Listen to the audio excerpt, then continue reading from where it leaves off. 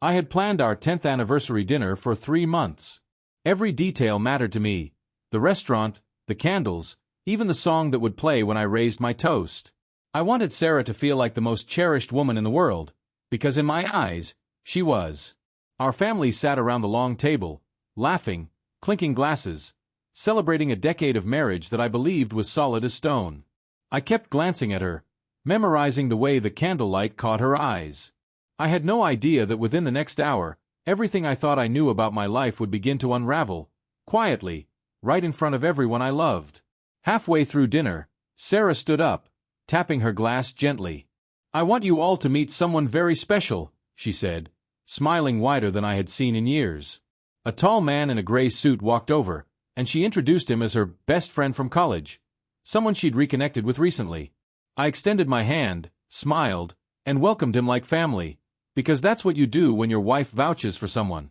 But something in his eyes when he looked at her, just a flicker, gone as fast as it appeared, settled uneasily in my chest, like a splinter I couldn't quite locate.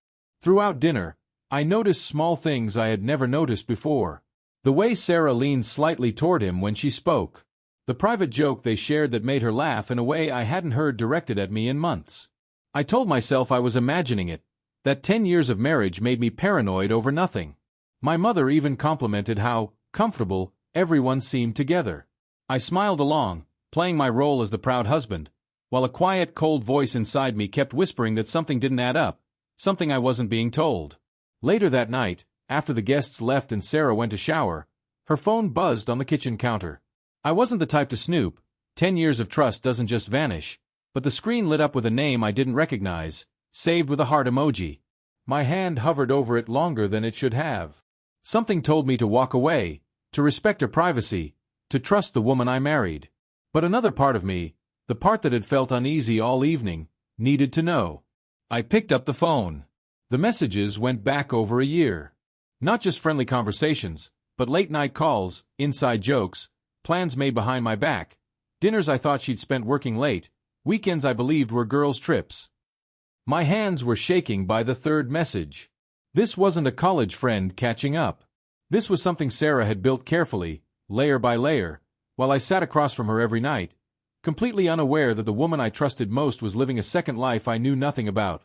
My chest tightened as 10 years of memories suddenly felt like a lie. I didn't confront her that night.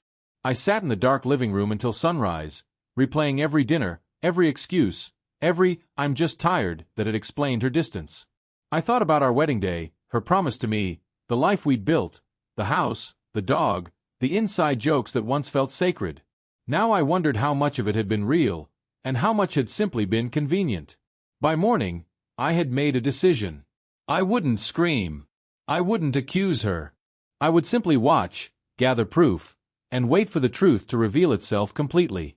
Over the following weeks, I became someone I never thought I'd be: quiet, observant, patient. I noted the patterns, the late meetings, the phone always turned away from me, the sudden trips to see her sister. Each piece confirmed what I already knew but desperately wished wasn't true. I kept our home peaceful, kept smiling at family gatherings, kept pretending everything was fine, all while collecting evidence that would eventually change both our lives. It was the hardest role I ever played, loving someone completely while knowing, deep down, that the marriage I cherished no longer existed the way I believed. Then, 3 months later, at her sister's engagement party, everything came apart in a single moment. Sarah's phone rang loudly on the table, and instinctively, without thinking, I answered it in front of everyone. It was him. His voice, warm and familiar, said something that made the entire table fall silent. Words meant for a lover, not a best friend. Sarah's face drained of color as 20 relatives stared at her, waiting for an explanation that wouldn't come. I simply set the phone down, looked at her calmly, and said, "I think it's time everyone knew the truth." The room erupted. Questions, gasps, her mother's hands flying to her mouth. Sarah tried explaining, tried minimizing, tried turning it into something small and forgivable. But I had the messages. I had the dates.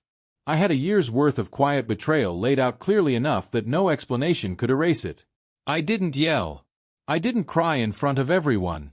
I simply stood, thanked her family for the years of kindness they had shown me, and walked out of that hall with more peace in my chest than I had felt in months, finally free of the lie I had been living inside. The divorce process was swift, almost eerily so, as if the universe wanted to reward my decision to finally choose truth over comfort. Sarah tried reaching out multiple times, claiming it wasn't what it looked like, but evidence doesn't lie, and neither does a year of secrecy. I moved into a small apartment across town, rebuilding slowly, piece by piece, the identity I had lost somewhere between loving her and losing myself. Friends worried I'd fall apart. Instead, something unexpected happened.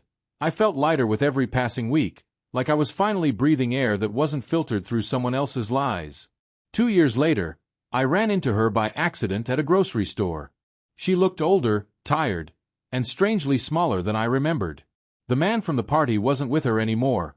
Apparently, their relationship hadn't survived the scandal either. She asked if we could talk, if there was any chance of starting over. I felt nothing. No anger, no lingering love. Just a calm, quiet closure I hadn't expected to feel so completely. I told her I hoped she found peace, wished her well, and walked away without looking back, finally understanding that some doors are meant to stay closed forever. Today, I run my own small business, something I never had the confidence to start while married. I have new friends, a new rhythm to my life, and a peace that no anniversary dinner could ever have given me. Looking back, that night wasn't the end of my life. It was the beginning of the one I actually deserved. Sometimes the people who hurt us the most end up teaching us the most valuable lesson. That truth, no matter how painful, is always better than a beautifully decorated lie. And sometimes, walking away is the bravest thing you'll ever do.